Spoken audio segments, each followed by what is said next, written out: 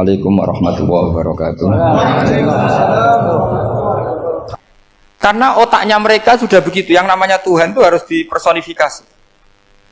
Makanya saya kemarin di Korea seminggu, cerita yang paling unik gini Pak On, ada bos Islam, ada bosnya TKI yang baik. Mereka mengizinkan pekerjanya sholat.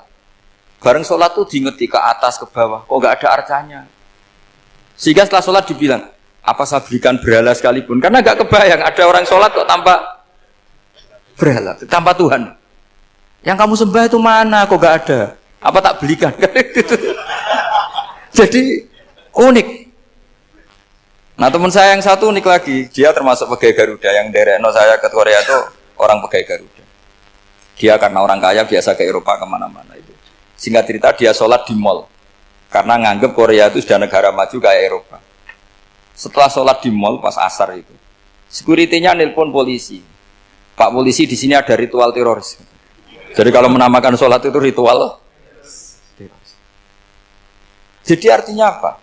Ritual-ritual yang kita lakukan itu macam-macam cara pandang. Orang ateis itu kan Cina kan Korea itu kan ya Cina lah, Korea, Jepang, RRC itu kan sipit Cina. Itu ya yang namanya ibadah sembahyang harus ada patungnya atau ada arcanya atau ada benda-benda itu. Orang Islam kan nggak ada sama sekali. Makanya mereka itu kok bisa? Nah, problemnya kita, saya ulang lagi, ini problemnya. Problemnya kalau ada itu ya repot. Begini misalnya, ini masih tentang asbabun nuzul. Ini contoh terakhir tentang masih asbabun nuzul. Umar radhiyallahu anhu, sahabat Umar itu kalau mencium Hajar Aswad itu sambil gedumel. Tidak berdoa tapi gedumel. Masyhur. Itu ada di Bukhari. Alim tu annaka hajarun la tadurru wa la tanfa walau la anni ra'aitu rasulullah wa qabbalaka ma qabbaltuka. Saya tahu loh. Nyium Hajar Aswad dicium tapi sambil gedumel. Saya tahu loh kamu hanya batu, enggak mandoroti, enggak manfaati. Kamu jangan GR, saya cium itu jangan GR. Kalau saja saya tidak melihat Rasulullah mencium kamu, maka saya ada sudi nyium kamu. Dah gitu aja. Terus itu tiap nyium Hajar Aswad itu tidak doa. Kalau kamu kan enggak minta kaya, minta macam-macam. Kalau Umar malah gedumel. Nah kenapa demikian? Itu ada asbabun nuzulnya. Umar itu saksi sejarah. Ketika Rasulullah Fathi Mekah, Nabi kan tawaf terus mencium Hajar. Itu di belakang masih banyak orang kafir. Kebetulan Umar masih di sana. Sudah Islam Umar, tapi dia di belakang. Dengar orang-orang kafir, Muhammad itu tua aneh. Katanya melarang nyembah batu. Ternyata dia nyembah batu. Jadi Nabi nyium Hajar Aswad itu dikira nyembah batu. Katanya ngelarang nyembah batu, tapi dia kok nyembah batu. Karena Nabi mencium Hajar Aswad. Nah karena untuk menghilangkan stigmasi itu, Umar tiap nyium Hajar Aswad ngomong gitu. Kan ada sound system, mungkin jadi sound system. Supaya jelas bahwa penciuman ini bukan karena menyembah. Artinya mudah sekali kenapa Umar ngomong gitu. Karena asbabun nuzulnya seperti itu. Coba kalau kamu tidak tahu asbabun nuzul, Umar maksudnya gimana tuh? Enggak doa, enggak apa kok malah ngomong gitu kan. Tapi kalau kamu tahu asbabun nuzul Umar itu yang mendengar komentar orang sama ketika kita tawaf itu kan 3 pertama kan kita lari-lari kecil.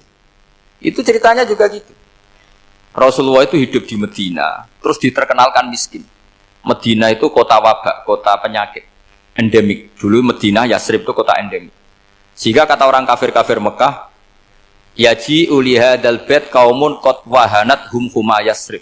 Nanti akan datang satu komunitas kaum yang sudah lemas karena kena penyakit TBC dari Yasrib.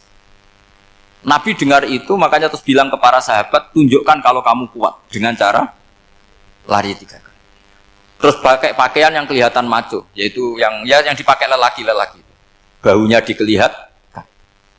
Nah, setelah Rasulullah wafat, Umar menggantikan beliau setelah Abu Bakar. Umar bilang gini, sebetulnya tawaf seperti ini, yaitu lari pertama 3 putaran pertama lari dan memperlihatkan pundak seakan-akan orang maco itu sudah enggak perlu. Karena alasan itu sudah tidak ada. Tapi ini tinggalan Rasulullah, maka jangan rubah ya tetap seperti ini. Akhirnya meskipun sudah tidak ada alasan tadi menjawab stigmasi orang kafir, tetap tawaf seperti itu. Jadi memang agama itu unik. Kadang kita harus tahu alasannya, Tapi alasan itu kalau menjadi mahatul hukmi, pijakan hukum sah. Misalnya kamu terus bilang gini, ya berarti tawaf sekarang bebas, nggak perlu seperti itu. Kan alasan itu sudah ada. Tidak ada. Nah di sini pentingnya riwayat. Riwayat itu begini, logikanya sudah nggak ada, tapi kaifiah itu, cara itu masih kita terus. Dan itu memang, saya ulang lagi, harus tahu asbabun nuzul. Saya beri contoh ya misalnya, wa idza darabtum fil ardi falaysa 'alaikum junahun an taqsuru minas shalah. Terus ayat di mana? In khiftum ayyaftinakumul ladzina kafaru. Jika kamu pergi dalam keadaan takut ditangkap orang kafir atau takut diculik orang kafir, maka kamu boleh mengqasar salat. Itu jelas ada ayat in khiftum ayyaftinakumul ladzina kafaru. Jika kamu takut diculik orang kafir. Sehingga ketika ba'da fathi Mekah, setelah Mekah dikuasai Islam, Umar tanya, ya Rasulullah, kenapa engkau masih sholat qasar? Bukankah kita sudah aman? Waqad qala ta'ala in khiftum ayyaftinakumul ladzina kafaru. Allah ngendikan boleh mengqasar itu kalau dalam kondisi takut. Waqad kunna fi amrin, sekarang kita sudah aman. Jawabannya Rasulullah itu unik. Ya Umar, hadihi shadaqatun faqbalu shadaqah. Ini sedekahnya Allah, bonus, sudah terima saja, enggak usah catatan-catatan gitu. Sehingga era Umar ya ada lagi yang tanya Umar ke gitu. Terus kata Umar, sa'altu dzalika Rasulullah sallallahu alaihi wasallam faqala hadhihi shadaqatu wa faqbalu shadaqah. Sudah ini bonus dari Allah, terima saja. Ini kan unik. Padahal kalau secara disiplin ilmu kan begini.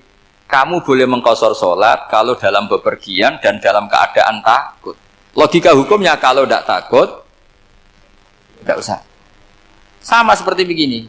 Kamu kalau pergi jauh seperti saya Pak On, itu ngosor sholat apa enggak? Ngosor kan? Alasannya kalau kosor itu, kalau pergi itu masyakot, repot. Sekarang pergi kita pakai Alphard, pakai Innova, bawa uang, disupirin, itu masyakot enggak? Enggak kan? Tetap boleh jamak enggak? Boleh. Sebenarnya kamu jamak itu karena pengetahuan hukum apa karena enak jamak? Kalau alasannya masyakot, kan sekarang sudah ada. Enggak repot. Ya sudah pakai hadis tadi, ini hadiah, terima saja. Jadi makanya agama itu riwayat. Tapi ada saja ulama yang agak balik loh. Agak balik loh gini, banyak juga ulama misalnya duwe gawe, ibunya sakit terus ribet jamak sholat. Kenapa? Ribet ngurumat ibu. Makanya ada saja kiai yang duwe gawe mantu itu terus jamak sholat, tapi jangan ikuti. Tapi ada saja karena alasannya jamak itu karena apa? Repot. Ya ada saja, tapi ya jangan ditiru. Cuma saya ini cerita apa yang analisis hukum itu memang agak-agak unik. Jadi tadi kadang Nabi itu ditanya, ya Rasulullah, kita dulu boleh jamak qasar ini kan karena in khiftum ayyaftinakumul ladzina kafaru, takut diancam orang kafir. Sekarang aman, kenapa tetap jamak? Jawabannya Nabi, ini hadiah, terima saja. Ya ada sahabat yang bantah, kenapa Nabi? Allah itu zat yang baik, kalau sudah ngaji bonus nggak pernah ditarik lagi. Makanya Nabi kalau berdoa itu unik, ya siapa yang disiksa di dunia karena dosanya, fawahu akramu min ayyus sanniya uqubatahu fil akhir. Kalau ada orang salah kok di dunia sudah dikasih sanksi, Allah itu lebih mulia untuk mengulang nanti di akhirat. Akram itu Allah terlalu mulia, maksudnya orang kepikiran, wis males ya selesai, tidak akan di. Kalau sampean kan enggak, masih ingin lagi. Jadi itu cara berpikir apa? Nubuah. Jadi berpikir nubuah itu beda. Ada orang pas sujud diinjek sama orang fasik. Diinjek, kemudian si yang sujud tadi, wallahu la yaghfiru wallahu laka, demi Allah tidak akan ngampuni kamu. Itu langsung Allah memberi wahyu sama Nabi di zaman itu. Bilangin yang sedang sujud itu, dia harus minta maaf sama saya, kata Allah. Man dzalladzi yata'alla ala fulan, dia bersumpah bahwa Allah tidak akan memaafkan orang itu. Itu harus diralat. Nabinya iskal, kenapa ya Allah? Yang Tuhan itu saya ini punya sifat dua, bisa menyiksa dan bisa memaafkan. Kenapa dia milih sifat saya satu tidak memaafkan? Akhirnya apa? Orang yang nginjek tadi sama Allah dikasih tobat dan jadi orang soleh. Jadi itu makanya kamu nggak boleh jadi orang ekstrim nyifati Allahnya satu. Nggak boleh, Allah tetap bisa yaghfiru liman yasha wa yu'adzibu may yasha. Sifatnya Allah dua ya tetap dua, nggak boleh kamu pilih satu. Misalnya kamu kan biasanya gini, yang ghafur untuk kamu, yang sadidul uqab untuk orang lain. Mesti kelakuannya sama kan begitu. Nggak boleh seperti itu. Rasulullah kayak apa bencinya sama Wahsy? Karena Wahsy itu qatilu Hamzah. Yang membunuh Sayyid Hamzah siapa? Itu bencinya bukan main Rasulullah. Sampai maksud-maksud Wahsy. Tapi sama Allah malah diturunkan ayat laisa laka minal amri syai'un aw yatuba alaihim aw yu'adzib. Muhammad, meskipun kamu kekasih saya itu tidak wilayah kamu, maafkan atau enggak, terserah saya kata Allah. Ternyata betul, malah Wahsy dikasih tobat. Nah sekarang enggak, orang itu nyifati Allah sama orang lain syadidul iqab, lalu sama dirinya enggak boleh seperti itu. Allah ya sifatnya tetap dua. Jadi boleh kamu misalnya berdoa, ya Allah mbak yang cantik itu semoga dapat jadi istri saya. Mbaknya juga boleh berdoa, ya Allah naudzubillah min dzalik. Jadi ini adu kekuatan, nanti terserah nanti Allah pihak yang mana. Kayaknya pihak yang perempuan mungkin. Karena kasihan kan kalau cantik dapat orang apa? Jelek. Saya tuh andaikan boleh fatwa fikih, yang saya haramkan tuh orang jelek dapat orang jelek. Karena kasihan anak-anaknya, tahu-tahu jelek banget. Jadi itu kan kasihan itu. Jadi dalam Islam itu seperti itu. Jadi apapun benci kita sama musuh kita, Allah bisa saja memperlakukan musuh kita secara baik. Karena Allah itu yaghfir. Tetapi kita harus sifati Allah yaghfiru liman yasha wa yu'adzibu. Jangan karena kita benci seseorang seakan-akan Allah sama dia pasti yu'adzib. Pasti menyek.